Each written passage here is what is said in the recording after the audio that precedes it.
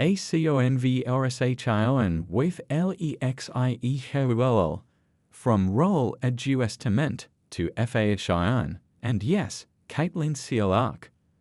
In 500 feet, turn left onto East 165th Street. It was the all-too-common sound of a GPS giving instructions. When you're on the go as much as Lexie Hall is, you rely on the assistance of a GPS.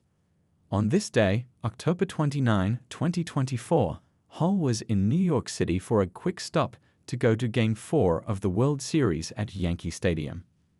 After the Yankees trounced the Dodgers 11-4 to win their first game of the series, Hall was back on the road again as she prepared to announce her plans for playing this offseason and wait to hear who her new coach would be. Now, we know that Hull is playing for Unrivaled, as she was the 29th announcement for the new 3-on-3 league that will be playing in Miami beginning in January, but at the time, Hull was coming off back-to-back years playing for Athletes Unlimited. But at the time, a day before, Hull was non-committal about where she would be playing, offering a TBD, and saying she was still figuring it out when I asked her about it. But the majority of our discussion was looking backward, not forward, as Hull enjoyed a second-half breakout in 2024, helping the Indiana Fever clinch their first playoff berth since 2016. While Hull was on her way to the World Series, she squeezed in some time to chat with me about the 2024 season, the Olympic break, coming off of the bench to start the season, her makeup brand, and yes, Caitlin Clark. Michael Waterloo. Thanks for taking some time to chat today, Lexie, especially after a long season with the Olympic break. How's your off-season been so far? Lexie Hull. It's been great. I was expecting the off-season to start and be able to chill and relax, but it's been busier than expected. It's been great to take a step back from basketball, but keep myself busy still. And it was an interesting season for you. It started with the Fever shuffling their rotations and lineups. It wasn't until July that you started playing 20 minutes per night consistently. What was the adjustment like for you early on after starting the majority of the 2023 season? Honestly, it was difficult. Everyone on the team wants to play and contribute and feel like they have a role. It took me a second to realize that it's a process and that my time will come. It's basketball, so roles change, and I was making sure that I was putting the work in during the first couple of months when I didn't see the floor as much as I hoped I would, but I was excited for the second half of the season. And I wrote an article during the Olympic break about each team's second half key, not just a player, but an overall key.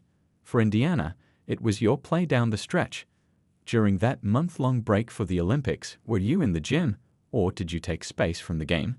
What did you do to come out the way you did in the second half?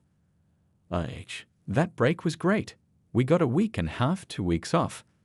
I went to Mexico with some teammates and then went home to spend time with my family.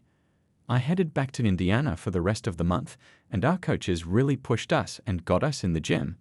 It was nice because we worked on team building for the first few minutes of practice. We gelled, got to know each other, and enjoyed it. It definitely helped us prepare for the second half of the season. And what kind of team building? I think of Phoenix during the preseason and Chicago recently, both holding talent shows with their players. Was that what the Fever did too? Laughs. No talent shows. I did see Phoenix's though, and it was great. All of ours were 10 minutes before practice with different games. We played wiffle ball games, pickleball, and it was great seeing that competitiveness. You have a bunch of competitive people taking part in an activity outside of basketball, so you know that it goes up a different notch. And speaking of competitiveness, let's switch back to hoops and talk about your breakout game for a lot of people against Seattle. You had a plus 17 rating, the third highest mark of your career at that point, with 22 points and 6 of 7 from downtown. Was that a confidence booster for you, and how did it feel to see the outpouring from fans? I'm grateful for that, and for that support. It's hard in a career like this with the ups and downs and wondering who is out there and who has your back. Having that game and people talking positively means a lot. My sister and grandma were there, and it meant a lot to me to have that kind of performance with them there. It was a special moment of the season. And when you have that kind of game as a competitor at the highest level, do you know that it's going to be one of those nights before the game or during it? Going into it, no. But when that fifth three goes down, it feels like everything I'm